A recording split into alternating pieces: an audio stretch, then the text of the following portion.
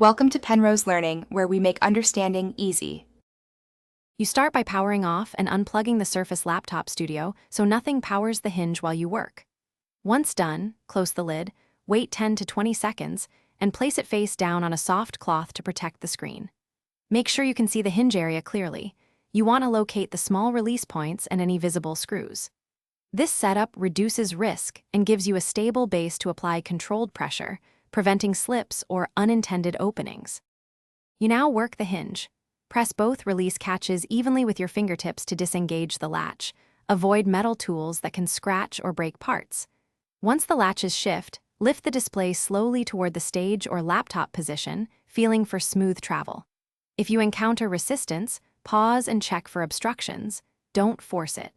Make sure you support the display with one hand while moving so internal ribbon cables are not strained, and reseat carefully into the desired orientation.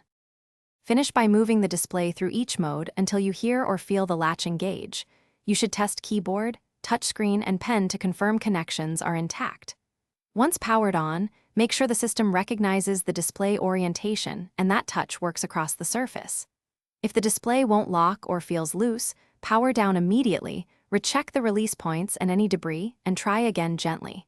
If problems persist, stop and contact authorized service. Forcing components risks damage and voids.